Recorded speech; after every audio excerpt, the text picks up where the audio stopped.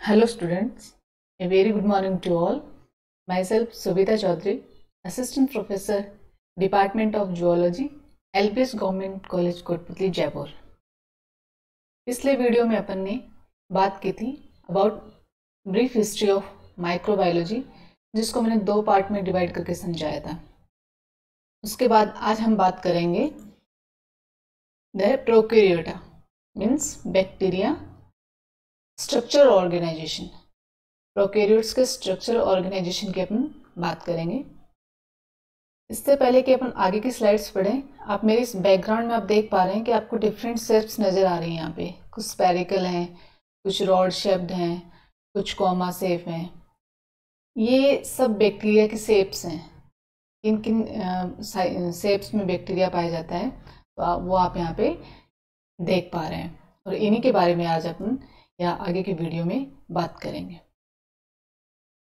So bacteria या prokaryotes को पढ़ने से पहले अपन थोड़ा सा क्लासिफिकेशन पे जाएंगे, क्योंकि अपने को पता होना चाहिए क्लासिफिकेशन की जो सीरीज है उसमें अपना प्रोकैरियोट्स या बैक्टीरिया कहाँ स्टैंड करते हैं।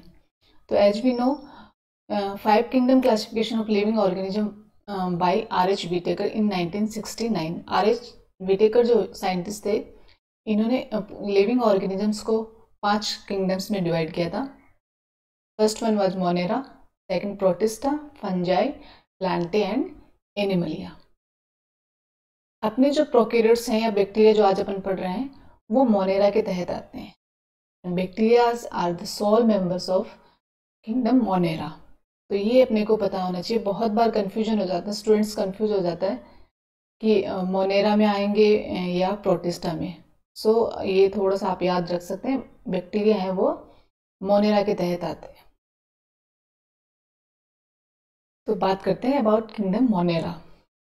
Christensen and Dougherty gave the term prokaryote and eukaryote. Christensen and Dougherty ने सबसे पहले ये टर्म दी थी प्रोकैरियोट एंड यूकैरियोट। एंड एक दूसरे साइंटिस्ट हुए थे C.B. Van Niel, divided the living organisms into prokaryotes and eukaryotes. याद ध्यान रखें, इन्होंने यहाँ पे टर्म्स दी है और इन्होंने ये बताया कि कौन कौन से एनिमल्स हैं वो प्रोकैरियोट्स में आएंगे और कौन से एनिमल्स यूकैरियोट्स में आएंगे। तो आप ये दोनों साइंटिस्ट का नाम याद रख सकें। यहाँ पे आप देख रहे हैं दो डिफरेंट टाइप के सेल्स आपको नजर आ रही हैं। One is prokaryotic cell and other is eukaryotic cells. आपके एग्जाम्स में बहुत बार ये क्वेश्चन पूछा जाता है और इसी बार के सेकेंड ईयर के जो एग्जाम्स थे उनमें भी पूछा गया था difference between prokaryotic and eukaryotic cells, और 6 नंबर में पूछा गया था। लेकिन मोस्ट ऑफ द स्टूडेंट्स क्या गलती करते हैं कि वो प्रोकैरियोटिक कैरेक्टर्स को यूकैरियोट्स में डिफाइन कर देते हैं और यूकैरियोटिक कैरेक्टर्स को प्रोकैरियोट्स में डिफाइन कर देते हैं। ये गलती आप ना करें, थोड़ा सा ध्यान रखें। आपको कहीं कंफ्यूज होने की जरूरत नहीं है। प्रो का मतलब होता है पहले या बिफोर जो, और यूकैरियोट का यू का मतलब बाद का। जो पहले आता है ऑब्वियस सी बात है वो सिंपल कैरेक्टर लेके आता है, और बाद में जो आएगी कोई चीज़ वो थोड़ी कॉम्प्लेक्स होके आएगी। जो सिंपल कैरेक्टर है वो प्रोकैरियोट्स के हैं और जो थोड़े कॉम्प्लिकेटेड कैरेक्टर्स हैं वो यूकैरियोट्स के। आप इस डायग्राम से भी देख पा रहे हैं कि यहाँ पे 2-4 आपको इसके साइड के आपकी नेमिंग दिख रही है, जबकि यहाँ पे आप देख सकते हैं कितने सारे नेम्स यहाँ पे दिख रहे हैं। तो ये आप थोड़ा सा ध्यान रखें। मैंने इनके डिफरेंस को एक टेबल के थ्रू आपको समझाने की कोशिश की है। तो अपन देखते हैं क्या है इनके बेसिक डिफरेंस। सबसे पहले अपन बात करते हैं फाइलोजेनेटिक ग्रुप्स, कौन से ग्रुप प्रोकैरियोट्स में आते हैं और कौन से यूकैरियोट्स में। तो प्रोकैरियोट्स में आएंगे अपने बैक्टीरिया, आर्किया, एंड यूकैरियोट्स में algae, fungi, protozoa, plants, animals. Nuclear structure and function. Nuclear membrane prokaryotes में एब्सेंट होती है। ऑब्वियस सी बात है, हम सब जानते हैं कि प्रोकैरियोट्स में वेल डिफाइंड न्यूक्लियस नहीं पाया जाता है। जब न्यूक्लियस ही नहीं है तो वहाँ पे न्यूक्लियर मेम्ब्रेन तो ऑब्वियस सी बात है नहीं पाई जाएगी। लेकिन यूकैरियोट्स में न्यूक्लियस पाया जाता है, इसलिए न्यूक्लियर मेम्ब्रेन भी वहाँ पे प्रेजेंट है। फिर बात करते हैं न्यूक्लियोलस की। प्रोकैरियोट्स में न्यूक्लियोलस एब्सेंट होता है, यूकैरियोट में प्रेजेंट होता है। डीएनए, प्रोकैरियोट का जो डीएनए है वो सिंगल मॉलिक्यूल है, generally covalently closed and circular form में पाया जाता है। Not complexed with histone. Histone proteins होते हैं जो डीएनए पे बाइंडेड रहते हैं। लेकिन यहाँ पे प्रोकैरियोट्स में हिस्टोन प्रोटीन नहीं पाई जाती हैं। और अदर जो डीएनए होता है वो प्लाज्मिड के फॉर्म में रहते हैं। यूकैरियोट्स में डीएनए होता है वो लीनियर होता है, प्रेजेंट इन सेवरल क्रोमोसोम्स के फॉर्म में रहता है, यूजुअली कॉम्प्लेक्स्ड विद हिस्टोन्स।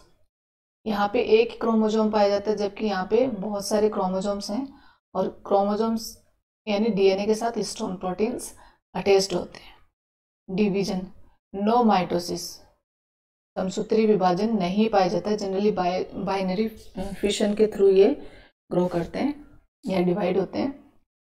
यूकैरियोट्स में माइटोसिस पाया जाता है। Mitotic apparatus with tubulous spindles formation वहाँ पे होता है।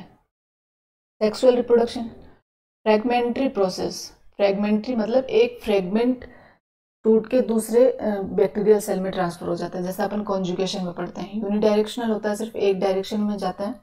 नो मियोसिस, यहाँ पे अर्धसूत्री विभाजन नहीं पाया जाता है। Usually only portion of genetic complement reassorted, सिर्फ डीएनए के एक पार्ट ही रीअसोर्टमेंट यानी मिक्सिंग होता है दूसरी बैक्टीरियल सेल के जीनोम के साथ, जबकि यहाँ पे रेगुलर प्रोसेस मियोसिस पाया जाता है। यहाँ पे अर्धसूत्री विभाजन पाया जाता है।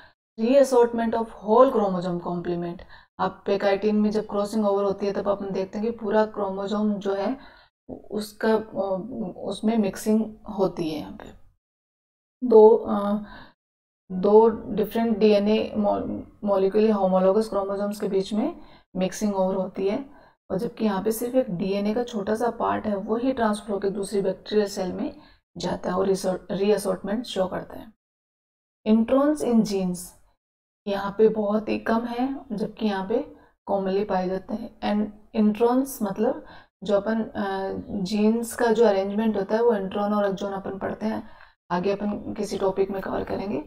आप यहाँ ध्यान रखें सिर्फ इंट्रॉन्स जो है वो यहाँ पे बहुत ही कम है, जबकि यहाँ पे बहुत कॉमन है।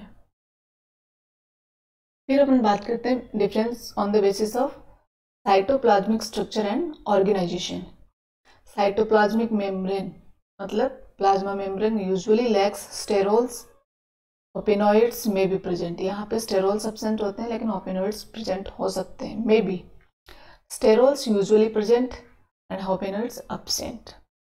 इंटरनल मेम्ब्रेन्स, जो ऑर्गेनल मेम्ब्रेन ऑर्गेनल्स के और जो मेम्ब्रेन होती है वो बहुत ही सिंपल होती है, लिमिटेड टू स्पेसिफिक ग्रुप, बहुत ही कम ग्रुप्स में ये पाई जाती है, जबकि कॉम्प्लेक्स होती है यहाँ पे जैसे एंडोप्लाज्मिक रेटिकुलम और गोल्जी अपैरेटस की।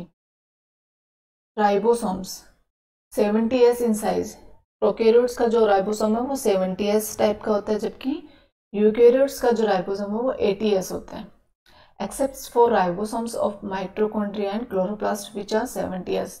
लेकिन यूकैरियोटिक सेल के जो ऑर्गेनल्स हैं ribosomes and mitochondria and chloroplast, इनके अंदर जो राइबोसोम्स पाया जाता है वो 70S का है। तो कंफ्यूज नहीं हुए, 70S प्रोकैरियोट्स में पाया जाता है जबकि यूकैरियोट्स में 80S है, लेकिन माइटोकॉन्ड्रिया एंड क्लोरोप्लास्ट में जो राइबोसोम्स पाया जाता है वो 70S का पाया जाता है, इसलिए थोड़ा सा ध्यान से पढ़ें इस चीज को। मेम्ब्रेनस ऑर्गेनल्स, यहाँ पे मेम्ब्रेन बाउंडेड ऑर्गन्स एब्सेंट होते हैं, जबकि यहाँ पे बहुत सारे ऑर्गेनल्स हैं जो मेम्ब्रेन बाउंडेड है, जैसे गोल्जी है, ER है, लाइसोसोम्स है, बहुत सारे ऑर्गेनल्स हैं यहाँ पे। फोटोसिंथेटिक पिगमेंट्स, यहाँ पे जो फोटोसिंथेटिक पिगमेंट्स हैं वो इंटरनल मेम्ब्रेन्स ऑफ क्रोमोसोम्स में पाए जाते हैं। क्लोरोप्लास्ट यहाँ पे एब्सेंट होता है, जबकि यूकैरियोट्स में क्लोरोप्लास्ट ऑर्गेनल पाया जाता है, उसके अंदर फोटोसिंथेटिक पिगमेंट पाया जाता है जिसके थ्रू फोटोसिंथेसिस होता है। Respiratory system, part of cytoplasmic membrane, mitochondria absent. Prokaryotes में माइटोकॉन्ड्रिया एब्सेंट होता है, अपन यहाँ पे पढ़ा है कि मेम्ब्रेन बाउंडेड ऑर्गेनल्स एब्सेंट होते हैं, तो मतलब माइटोकॉन्ड्रिया एब्सेंट है यहाँ पे। इस वजह से रेस्पिरेशन वो कहाँ पे होता है, साइटोप्लाज्मिक मेम्ब्रेन में, जबकि यूकैरियोट्स में वेल डेवलप्ड माइटोकॉन्ड्रिया पाया जाता है और वहीं पे ही रेस्पिरेशन अकर होता है।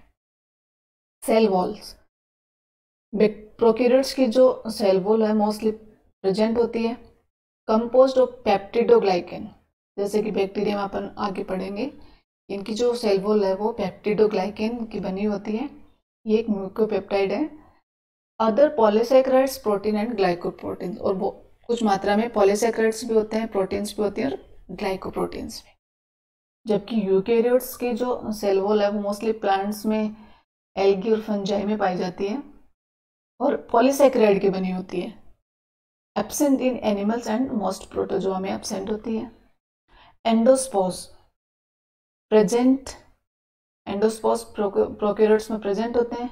वेरी हीट रेजिस्टेंट, एंडोस्पोर्स वो स्ट्रक्चर होते हैं जो बैक्टीरिया अनफेवरेबल कंडीशंस में अपने चारों तरफ एक हार्ड कवरिंग बना लेते हैं, जो कि हीट के प्रति बहुत ही रेजिस्टेंट होती है और इनको अनफेवरेबल कंडीशंस में सर्वाइव करने की कैपेसिटी देते हैं। जबकि यूकेरियोट्स में इस तरह का कोई स्ट्रक्चर नहीं पाया जाता।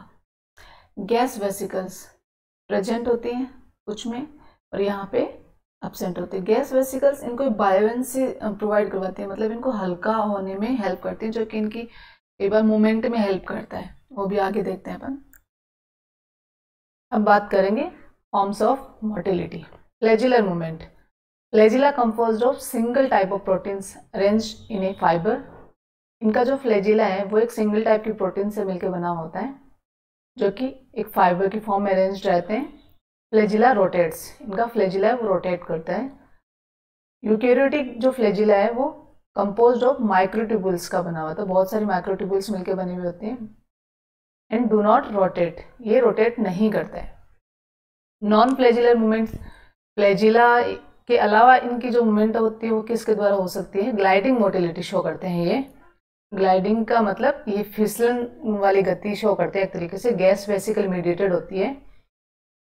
एंड यूकेरियोटिक जो मूवमेंट है वो साइटोप्लाज्मिक स्ट्रीमिंग शो करते हैं, मतलब आपने अमीबा में देखा होगा कई बार उनका जो साइटोप्लाज्म है वो आगे की तरफ निकल जाता है और सूडोपोडिया फॉर्म करते हैं, जो इनको लोकोमोशन में हेल्प करते हैं। साइज जो होती है इनकी, प्रोकैरियोटिक जो साइज है सेल की वो है usually less than 2 micrometre in diameter, जबकि यूकेरियोटिक सेल की जो साइज है वो usually larger comparison to prokaryotes 2 to 100 micrometre in diameter. तो ये कुछ बेसिक डिफरेंस हैं जो आपको पता होना चाहिए, फिर आप याद रखें, क्योंकि बहुत बार ये क्वेश्चन एग्जाम के पॉइंट ऑफ व्यू से आपके लिए इंपॉर्टेंट हो जाता है। सो आज की वीडियो में अपन इतना ही पढ़ेंगे, आगे का टॉपिक नेक्स्ट वीडियो में कवर करेंगे। Thank you so much.